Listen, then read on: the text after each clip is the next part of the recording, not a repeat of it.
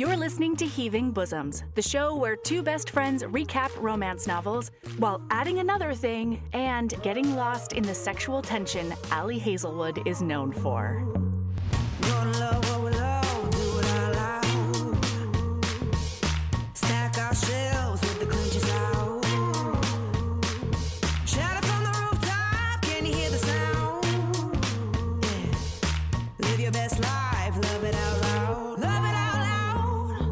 Hey HBs! Since we're now solidly in the crisp embrace of fall, I hope you're making the most of this spooky season and not putting off reorganizing your closets from your summer to winter wardrobes like I am. Like seriously, I just need to get started, and somehow I won't. Remember, this Friday, Sabrina and I have a bonus episode coming up on Patreon and our Apple Podcast subscription, where we go through some BuzzFeed quizzes and have way too much fun doing it. I want to send out the biggest thank you to everyone who is part of our Patreon community as well. You're truly the most stunning little jack-o'-lanterns: Lauren S., Anna B., Shelby G., The Book Muffin, Callum T., and Megan K. When we left off yesterday, Misery had just shown the wares her shaky ability to thrall people into telling her everything, so that they wouldn't torture that treacherous teenager Max. Remember, the one who tried to kidnap Anna? Don't worry, the threats were all bluster, but, she didn't know that. Now, she's going to see what she can find in Lowe's office and on his computer while everyone is distracted. That's where we're jumping in.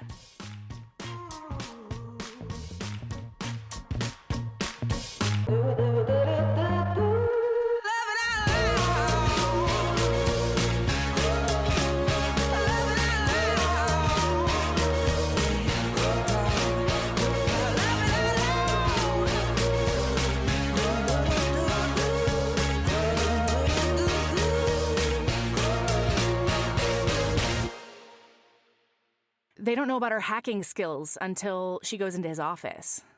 This is what happens after the thrall, because the bedroom scene happens before the mat. Oh. They're not sharing any information with her, and so she is trying to figure out, what she can kind of thing. Yeah. She does a little snoop. Then the thrall stuff happens, and this is the point where she's like, okay, I'm taking things into my own hands, and goes into his office. And while she's in there doing a little hunt and search on his computer, she feels something petting against her, and it's soft, and she thinks that it is a cat, that we cannot go down the rabbit hole of information about this cat. And then it won't stop, and she looks down, and it is, in fact, Wolfie Eyes. There's a wolf sitting there. And she's like, hey, this was so funny to me, because she's like, hey, buddy, are you like a werewolf, or just a random wolf chilling out in the office? Any chance we can keep this between you and me? But Lowe's already standing at the door. Yes. And he's like, what are you doing? And she's like, nothing. And so he calls in his own little hacker. No, I'm sorry. This was so important to me, and I don't know why. But I feel like you're going to tell us. Yeah. He says, what were you doing? And she's like, nothing. And then he's like, oh my God, they just sent in a spy. And they fucked with your scent, didn't they? And she's like, what? No. First of all, no. Second of all, what? And he's like, okay, well, I'm going to have to look at this as an act of vampire aggression. And we're doing this now. We're going to war. And she's like, no. Fine. I'm looking for my friend. And that's when he brings Alex in. And he does the search. And he's like, she was searching Serena Paris, the Herald, which is the paper that she worked for, and a date that was 2 months ago. Yeah. Mm-hmm. And so basically, this is when they have a big spill all your secrets situation. Mm-hmm. And so she explains to him about Serena, why she's there, why she agreed to the marriage in the first place. And he's like, oh, that makes so much more sense that you had something on the line. Yep. And so she's explaining everything. She's like, she went missing. She's been acting kind of funny lately. We had a tiff, and then she just disappeared. And then this is when he is like, okay, I'm going to trust you. And she's like, what do you mean? And he's like, I'm about to tell you something that hardly anybody knows, but I think that this is something we need to work on together. And this is when because Anna comes in and she's like, beep, beep, I'm being a weird little kid. And then they both hear Juno in the background going, Liliana Esther Moorhead? Moorland? What's more? It's Moorland. Moorland. It's Moorland?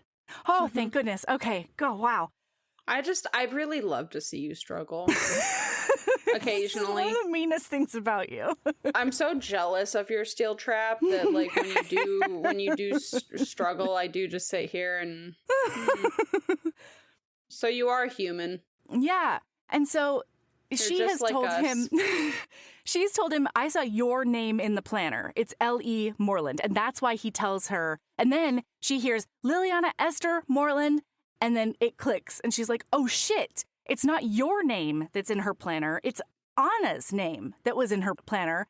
That's even weirder. Like, what the fuck? So that's why he tells her all about Anna. And Anna is a hybrid. She is half human, half werewolf. Nobody knew that could happen. And now they're like, they need to figure out how Sabrina knew about Anna in order to make sure that the information doesn't spread wider. These people are just so funny to me. If they don't think that there's some fucking enclave somewhere in the world full of half human, half vampire, half human, half werewolf, half vampire people, they, boy, I wish that I could know as little about the world as they do. And the way it works, right? You know? Yeah. That'd be a really nice, just to be so completely obliviously unaware of the way the world works.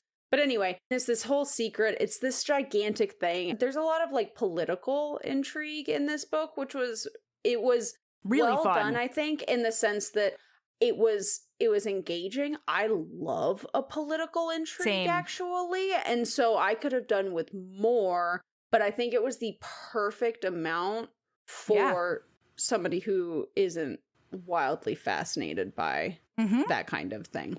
Yeah. And so this is kind of the true beginning of that. And we're not going to dive super deep into it, but as we've already discussed, there's just there's some pretty significant tension between everybody. And everybody keeps on talking about his mate, or she'll talk about his mate, and they get real squirrely. And then she's like, the mate that's the collateral, and they're like, aha, yes.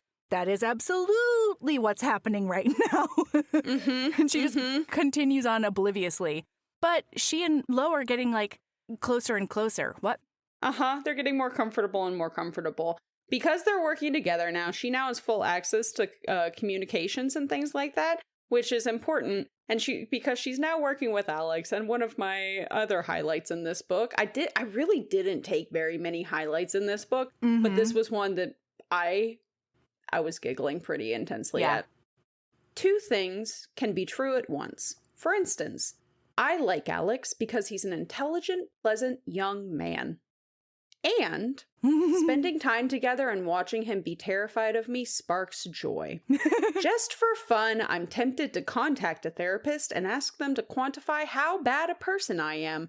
But by the time Alex and I have been working side by side for 5 nights, I have accepted that reassuring him that I don't plan to feast on his plasma is futile.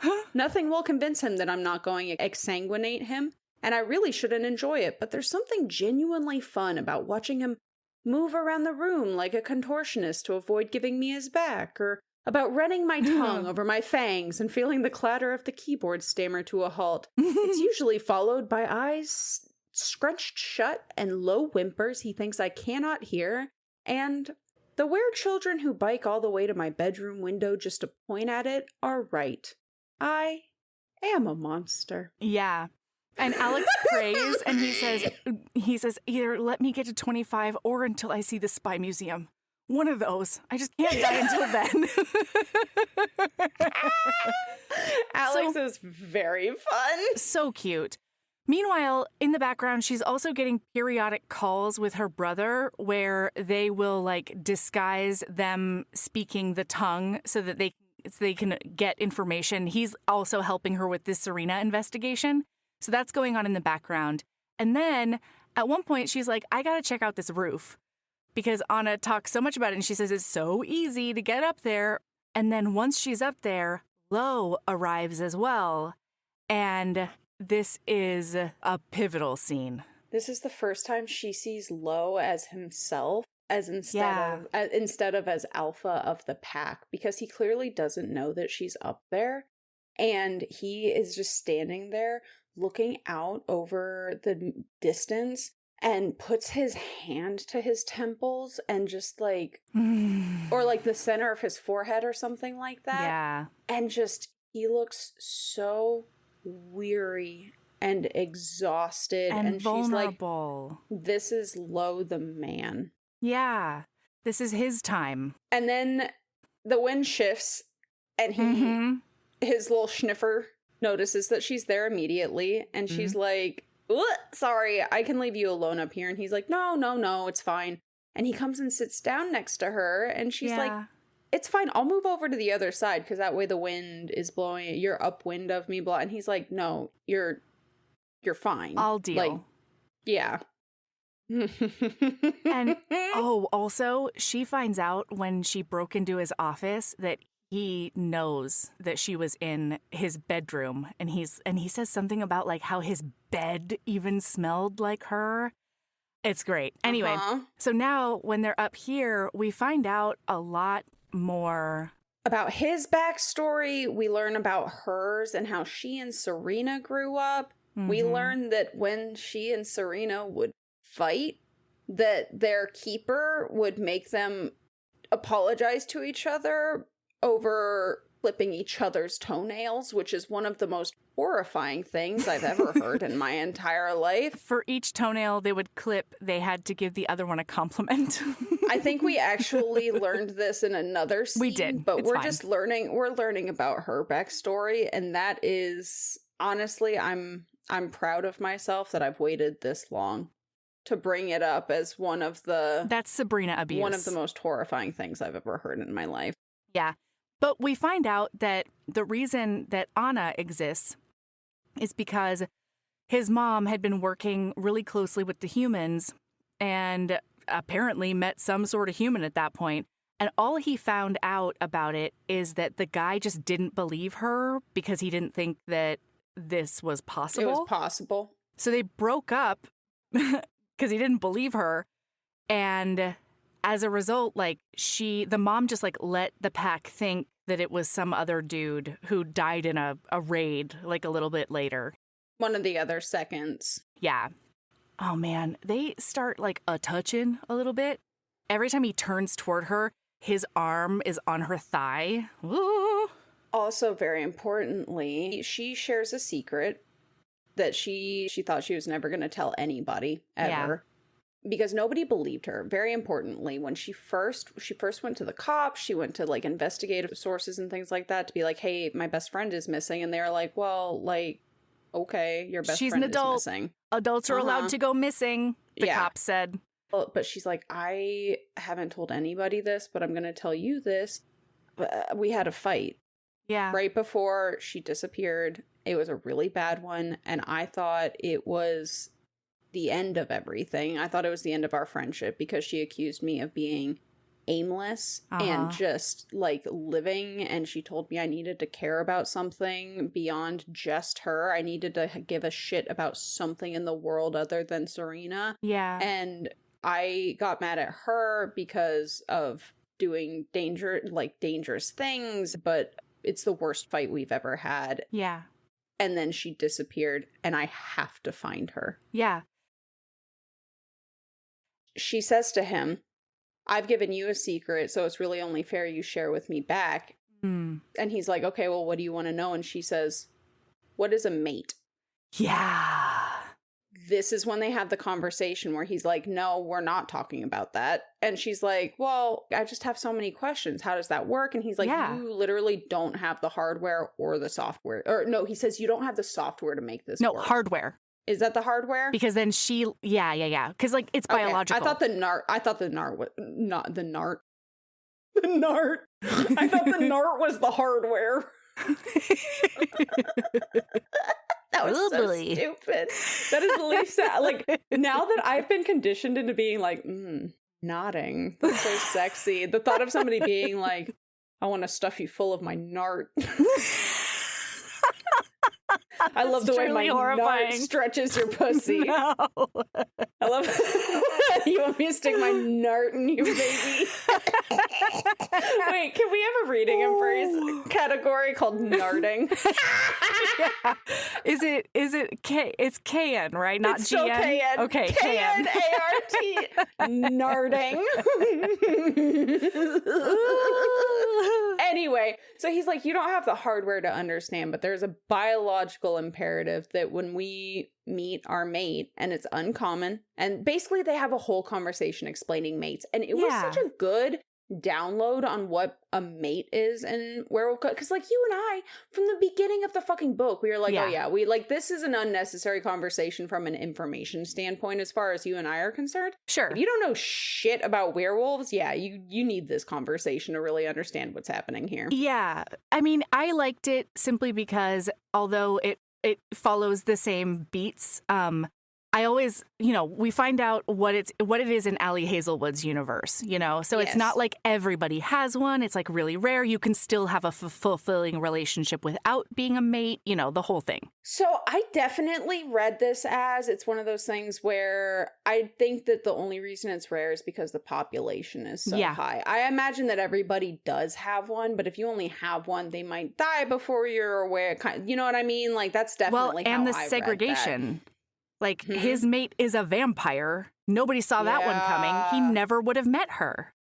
Exactly. Yeah. Well, same thing with the thing that we find out at the end of this book. That very easily would have been I don't have a mate.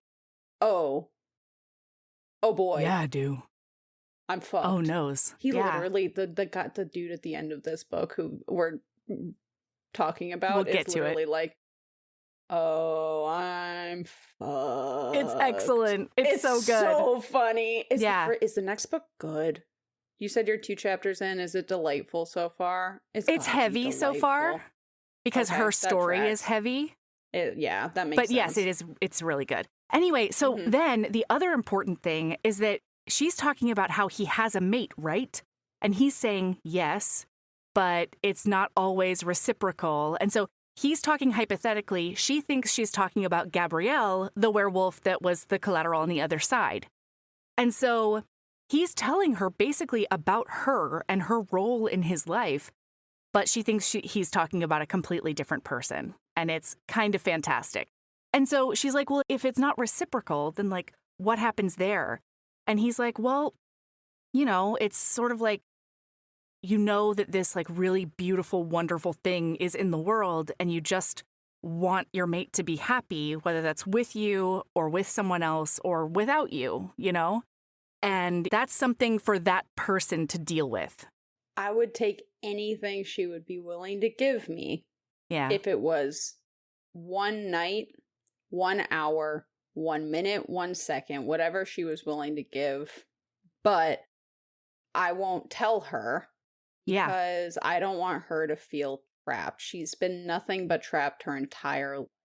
Yeah. And so she's the type of person who would feel obligated to take care of someone else. The pain of being without my mate. And so I will never tell her. And the entire time I'm sitting there screaming. Like, you don't even know how swoony this is, Misery. Oh my God. Misery. You don't When you put the pieces together, Misery. Oh my God. This is one of those moments where like, I wish this is one of the first romances I'd ever read just so that I could read it. And it's a very good, if you've never read. Yeah, it's a wonderful introduction. Yes, like if you don't know anything about it, the idea of how sometimes you read a book and then you're like, wow, I feel like I need to reread that because of all of the clues that were dropped. Yeah. This is one of those books where like this is probably going to be one of my, if you've never read a paranormal, yes, you should read this. Start with this. Because it's a very different vampire situation than a lot of paranormals, but the werewolf, this is very pretty by the book as far as werewolves are concerned. And the thought of being able to read for the first time and not pick up on any of this. I know. And then go back with a whole brand new awareness. Because, I'm sure you had the same experience where you clocked every little thing. And I could tell how he was being careful in phrasing things, you know? Yes. Yeah. It was so fucking There were so many times when I was like, wow, I never would have been that clever. Like, I never would have been able to say it in that way while not giving up everything. I know this is going to come as a shock to you, Yeah. Melody, Yeah. but Allie Hazelwood is a better story crafter than I am and ever will be. Right? Shocking. Crazy. Really shocking. Yeah, so they're up here. He's talking about how she's his mate while not telling her that she's his mate. And then we found out a little bit earlier that he has to go to a trip to California in order to sort of meet up with / confront the former alpha's partner, his wife. Because he thinks she is the head of this insurgence that is, like, trying to kidnap Anna and blowing up parts of schools. Like, what terrible shit. And he wants to plant, like, you know, a device to get all of her communications, but he's, like, all thumbs with technology. He's a grandpa with cataracts, and he only has thumbs for fingers with technology. Take me with you. Let me help with the tech part. He huffs out a tired, noiseless snort. Just go to bed, misery, before you get yourself killed. I'm nocturnal, I mutter. Little offensive that my husband doesn't think I can take care of myself. A lot offensive that my wife thinks that I'd take her with me into a highly volatile situation where I might not be able to protect her. Okay, fine. You can't do it on your own, though. He gives me an incredulous look. Are you telling me what I can and cannot do? Oh, I would never, Alpha, I say with a mocking tone that I only half regret when he glares back. But you can't even start a computer. I can start a computer. Lo, my friend, my spouse. You're clearly a competent wearer with many talents, but I've seen your phone. I've seen you use your phone. Half of your gallery is blurry pictures of Anna with your finger blocking the camera. You type Google in the Google bar to start a new search. He opens his mouth, then snaps it closed. You are about to ask me why that's the wrong way. I, as somebody who is technologically savvy, I would say more technologically savvy than the average person. Yes. I've never felt more seen than her being like, you type Google into the Google bar to start a search. And then him open. I've had that exact experience where they, like, I'll say something like that to somebody. I'm like, this is an example of why you're not tech savvy. And then they open their mouth, pause, and shut it. And I know it's because they're about to ask, how is that wrong? How else am I supposed to do it? My God. I loved it so. Never felt more seen. Well, so as he's fighting her, it's, I think the second one of the year minimum. Pretty great. So as he's fighting her on this, she goes back to her story with Sabrina, and she's like, I want to go with you because I care. I care about Anna. I care about this. And I think that Sabrina would be really proud of me that I want to go because I care about something other than her. And that's when he's like,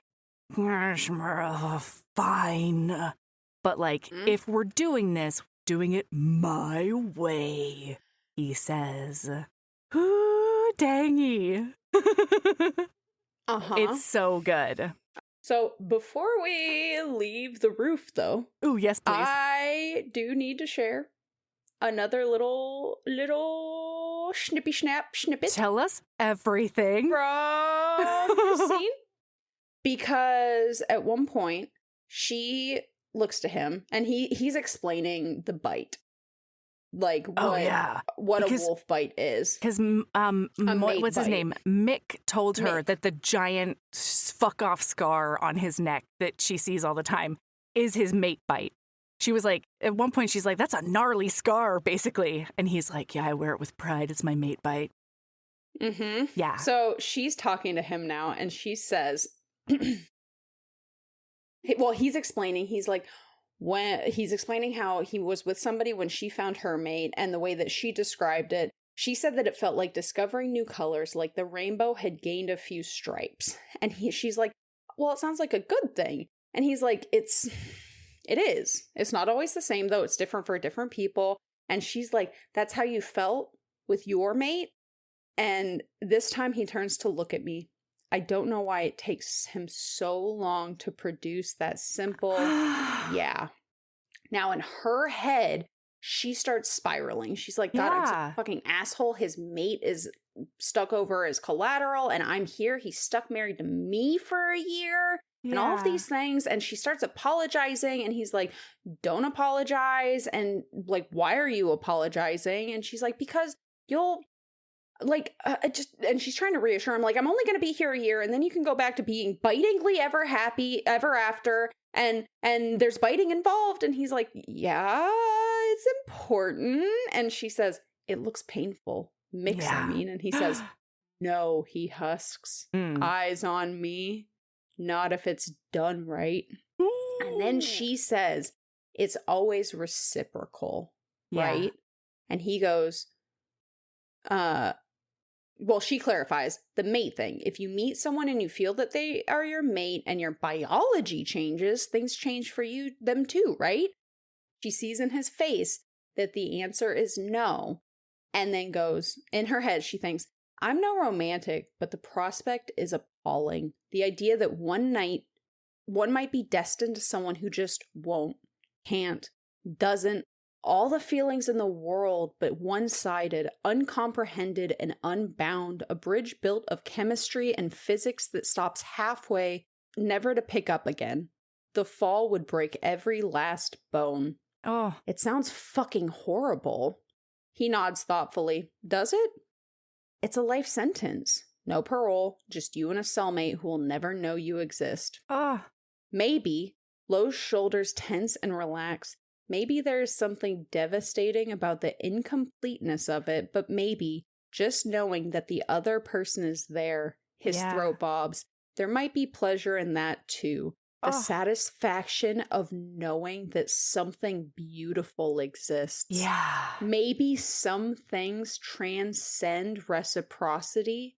Maybe not everything is about having. Oh. Sir. How dare you? Oh my God. It's beautiful. Yeah. It's beautiful. Yeah, it super is. It makes me really happy. So then it's time to go on this trip because she's going to be the technology savvy person. And she realizes that she is not only going in a teeny tiny little Cessna, but also that Lo continues to be the hottest motherfucker in the goddamn world because she's like, oh, is our pilot gonna be aware? And he says, yep. Yeah. And then sits in the pilot seat. Okay, all right. Cool it, everyone, okay? Nothing to see here. Bro. Incredible. So she watches everything going on. Like she's basically like she's like riveted out the window, right? And then as they're descending, he's like, hey, okay, Misery, I need to warn you because you have to smell like me. I've got to do something. And I was like, Ellie Hazelwood, I know that this is a romance and it's going to increase the physical sexual tension, but also it would be hilarious if he had to pee on her. You know what I mean? Well, okay, listen, listener, Melody did not tell you what he's struggling telling her. Sorry. Like, yeah, that was like, for you. He's like, hey, Misery. And because just a side note for you, Melody, it's just you and me here. Yeah. You thought he was going to pee on her. I thought he was going to come all over her. You went full orc. But between the two of us, we both definitely thought there was something coming out of that nerdy penis. So he's like, I need the nardy. I just caught that. I'm pretty funny. It's a bit now, you know? Oh my god. Anyway, so I couldn't remember either of their names for most of the book, but by God, I'm gonna go to my grave remembering narting instead of nodding. So she's like, just spit it out, dude. And he's like, you don't smell like me. You have to smell like me for them to believe that you're mine. And that so that I can protect you. Uh-huh. Yeah. For them to think that you're important to me. And she's like, oh, I don't like to think I'm important, but like, okay, let's do this then. And she's like, what do you have to do? And no, she's like distracted. She's looking outside, being like, how many wares are there? And he keeps on trying to, and she's like, yeah, do whatever you want with my body. Like, it's fine. And he like keeps trying to get her attention. And finally he's like, Misery, I need your explicit consent. And that's when I thought that he was going to pearl necklace this bitch.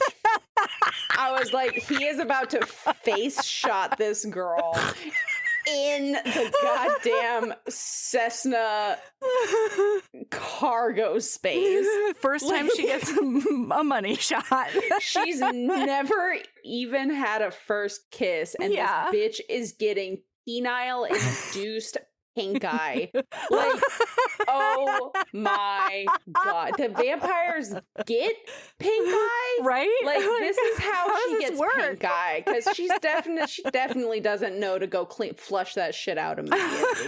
Like, close your eyes, Misery. Yep. Misery, I you're hope about she has to good get a reflexes. cum shot to the face. Our meters are broken. Well, and like the whole time I was like, there's no way that like how did I not hear about this? How did I hear about nodding when this book was talked about and not the cum shot marking? What? Mm-hmm.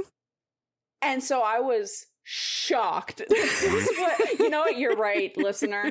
Anybody listening who said that this book shocked them, you're right. I was also surprised by some of the things that happened in this book. Just except the other way. Completely in the opposite. We came to the same conclusion from two very different paths, you know? Like, Melody and I were crawling up out of the fucking gutter reading this book, while the rest of you were coming down to meet us in the streetle juice. Yeah. You know? We were like... It's true. It's like quicksand, that gutter. You know what I mean? It's hard to claw your way up. Every single time that something, I was like, I'm not sure how, I know what's coming, but I don't know how it's gonna happen. Like this scene, for example, every single time I was like, oh, that's it. That also makes sense. Okay, yeah. We're broken. We're broken. Listener, Melody is broken when it comes to, what was it? Torture? Violence, violence. I'm broken when it comes to marking. Little Miss Broken Meter. Little Miss Broken Meter over there. Okay, so she is like, okay, what does that mean then? Explicit consent for what? Yeah, because guess what, listener? Shockingly, he doesn't lift a leg or come all over her face. Well, but it was a while before that became evident to me, Melody, because he said it involves like rubbing my skin against your skin, and like using my tongue, basically. Like, oh my god, he's about to fuck her. That's how. Yes, I was in the gutter, Melody. I was army crawling. You gutter rat. In the fucking gutter. Gutter slut.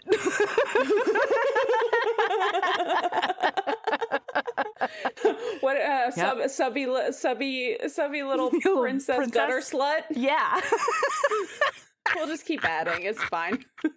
I love it. Oh my god. Whenever we hit my final form, I'll get it tattooed on my body. I love that idea. Luckily, that's an empty promise because I don't think that there is a final form. I don't think so either. Keep getting. I think it's a lifelong evolution, you know? Mm-hmm. Because as you change, so does the name. Yeah. I'm in this for the long haul, Sabrina. I don't think it changes. I do think it does just get added on to longer and longer and longer. Yeah, like, you know, Duchess of Horny, Marquisette of blah, blah, blah. I have 18 names by the end of it. 18. That's kind. Anyway. So he says, I need your consent. I'm going to touch up on your neck and your like chest area. Is that okay with you? And she's like, yeah. And she's like, uh-oh. Yeah, I hope this doesn't feel amazing, basically, because she has no idea. So he starts like nosing up on her, like right where werewolves have this gland. It's also the place where her blood is the closest to the surface. It's like the jugular, right? It's all of her pulse points around her neck and where her scent is strongest. And he doesn't, Melody did not do justice by saying he nosed up on those places. I wasn't done. He takes the tip of his nose and places it at the base of her jaw and then like drags it with a big ol' truly drags it down to her collarbone and then across to the other collarbone and then back up her neck, and then he open mouth kisses her neck and licks her. And she is having these sensations for the first time in her life. She's also like, I'm so sorry you're so close to my scent. Like, you hate it. And then he says, I fucking love your scent.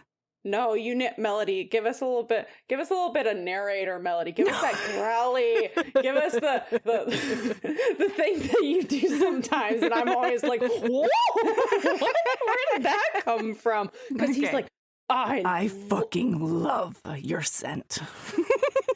I can't do it on command. Anyway, no, it's so good, especially when I'm laughing right before and after. I mean, at least I'm not asking you to Connery it, you know? That's true. Yeah, that's a nice thing you're doing for a listener as well. So no listener wants it, but this is for you. So he says, I love your scent. She never is able to think twice about this because she's so overwhelmed with all of the senses that are happening. I was overwhelmed and I was using one sense. It was my eyeballs while I was reading it. I was using one sense. It was my earballs. And I told you, I was like, at one point I was standing in the kitchen in the middle of a task, hand up in the air. And then I came to afterwards realizing that I still needed to put this shit somewhere. Let me put this in perspective, listener. Yes. The first time she gets knarted, it was fine. This scene, I was like, oh. The tension is incredible. My God. Because also, she's thinking he can smell me so well.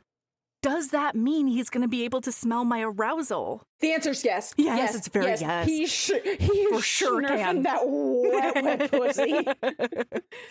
Yeah, and so he ends up doing a bunch of open mouth kisses on her. He licks like up her chest, like from her cleavage, basically up her chest, up her neck, and then doesn't he ask her if her ears are sensitive? Is that later? That's the first sex scene. That's the first sex scene. Yeah.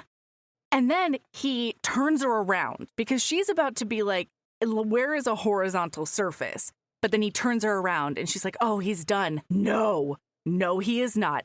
He needs to move the heavy mass of her hair, it says. And then he starts mouthing at the nape of her neck and sucks on the top vertebra on her spine as it sticks out just below the base of her skull. I'm finding it hard to catch my breath. Yes.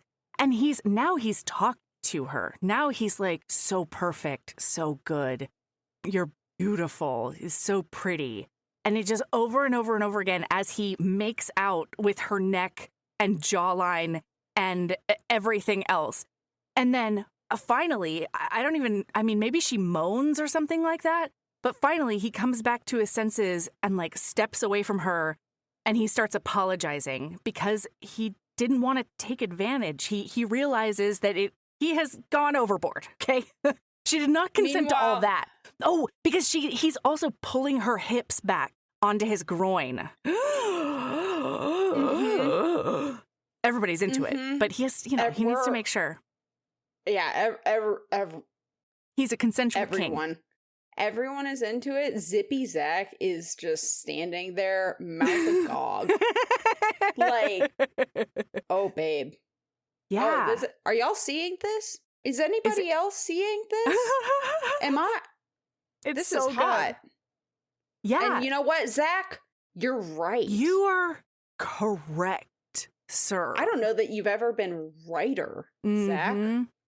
Yeah. And now, okay, so from here, anybody who has been paying attention to how long this episode is, and more specifically, if you've read this book, if you know how much is left in the book, knows exactly what happens next, and it's that we see you next week. Ooh, dangy. Because we're monsters. But it's spooky season, everyone, so we're going to revel in it. Just like the baby wears coming up to our windows to stare and gawk, we are the monster. That's right. Sorry, Alex. Sorry, Zach. But not sorry to anybody else, because my God, what a fucking fun delight. I'm probably going to have read Mate. I'm going to read it again. I'm going to read it again in preparation. I'm going to read Mate, and then I'm going to read this again. And then I'm probably going to read Mate again. If I know myself. Yeah. So if you know yourself, and if you know us at all, listener, there's probably going to be a Patreon this week or next week for Mate. For Mate. Because I need to know. I need to know everything. The funny. Okay. Oh yeah. No, I can't. We can't do right now. This is the end. We can't give anything away. We have things to do. We can't give anything away. Sabrina, what is your lady love? My God. Okay, Melody. This might be a hot take for somebody who has not one but two podcasts where spoilers are our bread and butter. It's all we do. Yeah. We are literally spoiler factories. Mm-hmm. Yeah. So for the Sleep Token concert, apparently, and this is so funny that you give me so much shit. Mostly it's because I give you shit first and you're just volley. But you give me so much shit about being so online, about like knowing all of these things, blah, blah, blah. I'm not, I am chronically online, but it is in very specific places, right? Well, you've learned to take care of yourself in that way. Yes. And so this has to do with some of it. But like, even in those places, I don't, like, I venture out occasionally, and like the people I follow will bring their interests onto my dashboard. My God, hot take for a spoiler factory. Okay. But being at the Sleep Token show, I had zero idea what to expect. Oh, yeah. I haven't been on any of the feeds on Blue Sky that involved them in the show. I'm not really in the Sleep Token fandom. Sure. And so you hadn't seen any videos of them live? Nothing. And let me tell you, Melody, the entire stage was wrapped in a curtain. Time we got there until the time it dropped during Sleep Token's first song. Whoa. Like 3 minutes into the first song, because there was this like thing happening, like using lights on the front of the curtain. Yeah. And so I had zero idea. There was absolute and everybody around me knew what was coming because all of them had seen it on social media. Yeah. Whether or not they wanted to. Yeah. They had seen it. And I just suddenly had this moment where I realized this was something that I hadn't really registered, especially because I read so fast. So, like, book spoilers, like, I deserve book spoilers because, quite frankly, from the minute that a book drops, if I wanted to, I could get that book read or the spoiler is in front of me. Okay, you know what I mean? Mm-hmm. But it's not like that with other, it suddenly made me realize one of the really huge benefits of being off social media, because now we can be open about this. Like, I don't have any apps on my phone anymore. Francis handles it. Our social media manager handles all of that. I don't even go on those hardly ever unless somebody specifically says you need to go look at this. I don't have Instagram downloaded. I don't have Facebook download. Literally nothing. Meanwhile, I have them, but I've turned every notification off.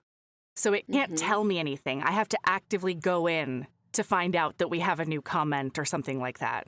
Yeah. I'll see something in, like, email occasionally about, like, comments and stuff like that. But even that's like, so removed. And my lady love, anyway, this is a very long explanation to say that my lady love is being able to experience something for the first time as it's intended to be experienced. Yeah. And it has been so long since I've had that, because when I went to see this concert, if I went and looked it up on, because, like, you'd go look it up on social media or whatever, or, like, if you follow people because you have shared interest, it's gonna come up. The algorithm is gonna be like, obviously you want to see this, and then it does a thing. And, like, I cannot possibly put into words the feeling that I had, because the entire time that this curtain is up, there are these paper pink petals falling from the sky. It's dark. The first part of the song is very chill and mellow, and this light show is happening on the curtain, and the feeling, knowing what was coming, because I know when the beat picks up, and knowing that it's probably when that happens that the curtain falls. And, like, just knowing that the person who designed their entire set with just this dream of this big reveal, I got to experience it fresh, live, fresh. And it was, did you, like, gasp? What did you do? Oh my God. I was just standing there, and it happened, and then the curtain hits the ground, and then the lights came on, and there's some fog, and I couldn't even figure out where on the stage Vessel was. And, like, I just remember just the curtain falling and going, oh my God, what? And, like, boy, it's clear that they got money now, because, like, that was a fucking incredible set. It was just, so that's my lady love, is experiencing things as it's intended, the intent of the experience. Like, being aware that this is a manufactured thing, but getting to experience that instead of, it's like going and seeing a magician instead of knowing ahead of time that they're going to do this and this trick.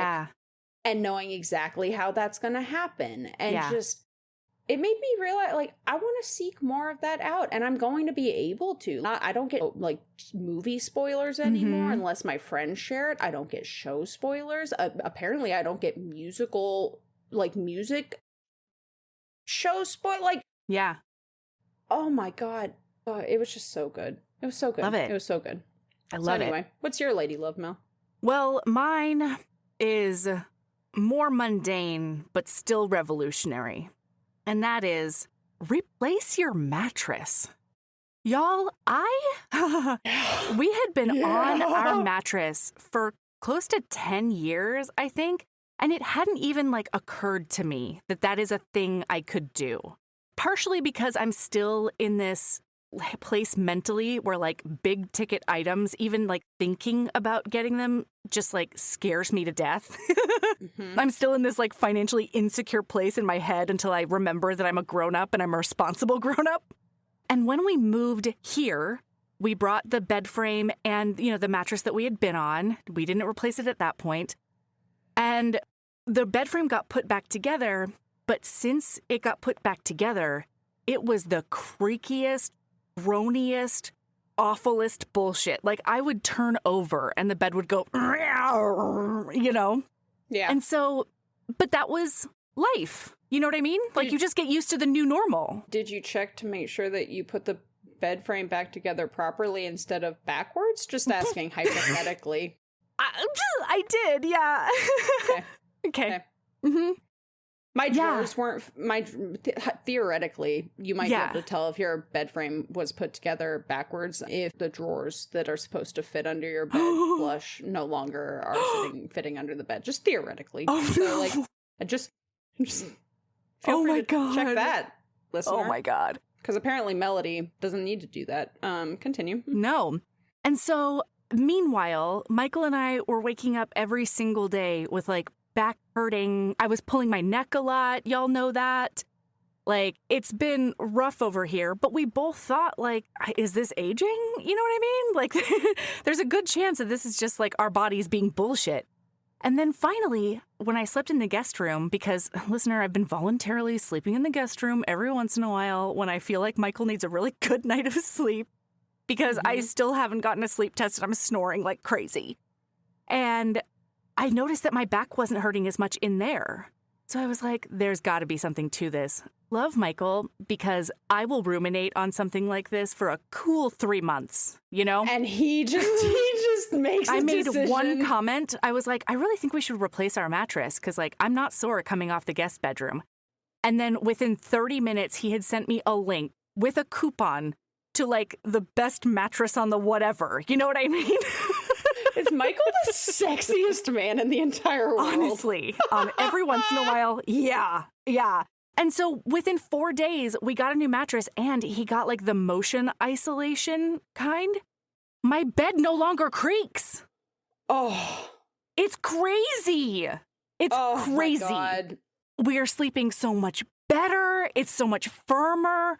My bed doesn't creak because I'm not moving. It's not a water bed basically anymore with the way that it moves around. It was It's bananas how much that changed everything. It's revolutionary. I mean, it's crazy how good this thing is. All right. Wow. We're going to be back next week and there is so much sex and I loved I love the progression of it. I loved the way that the progression was crucial to the paranormal element in this book too. I thought that was so smart and so wonderful. So anyway, we'll be back next week with the rest of it. If you haven't read it, congratulations. You're welcome. Now you have time to read the whole thing before we come back for part 2 next week. This is my spin. All right. Hey, listener. Oh, Sabrina. Wait. Hey, listener. We have social medias. Whoa, tell them everything. Check out our actually active social medias now that we have Hot Sexy Francis on the team here at HBHQ with an actual office door, apparently. Yeah, I pull the best clips. They're so fun. And then the crazy thing is that they actually end up on the internet and not just as a draft in my app. You know what I mean? Yeah, or in a Google Drive that I'm supposed to upload. It's really amazing how easy something is when you outsource it. Yeah. And you're no longer actually in charge. Incredible stuff. Yeah, giving it to somebody who likes doing it. And is good at it? Yeah. Wow. God bless. Yeah. Okay, so go follow our social medias. And then Sabrina, my other lady love is, do you want to hear a new review that I saw the other day? Yeah. Okay. So if you want to go and make our whole day, go to Apple Podcasts if you can and give us a 5-star and maybe a nice thing. Even if it's just one sentence about what dumbasses we are, that would be wonderful. We also, the 5-star bribe is still in effect. Yeah. To be clear. So give that's what it's the 5-star bribe, And we don't do it in chronological order. So you could leave a review tomorrow and then we could do it in 2 weeks. You know what I mean? Or you could be like some of the people who left a review in, the beginning of 2018. Yeah, or you could be a time traveler's wife. You make your choices, is what I'm telling you. Because I will put off books I don't want to read. What you're doing, what you should read between the lines here is make good choices, listener. Yes. Make HB David level choices. The kind of choice that sends us both in a fucking rabbit hole. Yes. But I will say that, like, it doesn't have to be a good book. You know what I mean? Well, that's the thing. We love it when it's a good book. As long, if it's a romance, just recommend a romance, or like, we're bribing you. Give us a book, even if you think we're gonna hate it. Yeah.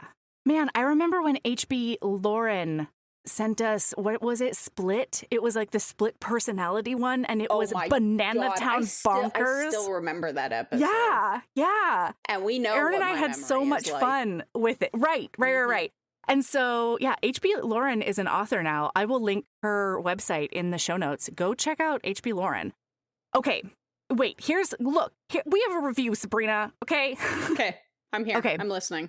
First of all, the subject of it is good job, HBs, good job.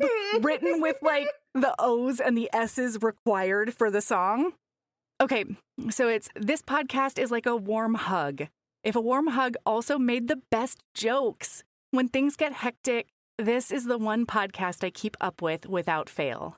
Come for the recaps and commentary on a perfectly curated cross-section of romance books. Stay for the callbacks, community, and joy. HB is my lady love. And then their PS is, I know the list is long, but Priestess by Kara Reynolds is the best thing I've read in so long, and I'd love to hear you discuss it on pod. Oh my God. Isn't that wonderful? That's so sweet. Doesn't that like make your heart soar? Oh my God, that makes me so happy. Yeah. I'm so sorry that some of the callback from here on out is going to be narding. So anyway, keep being a badass and love yourself as much as you love a nardy dick. You love getting narded. you love narting. Bye. Bye.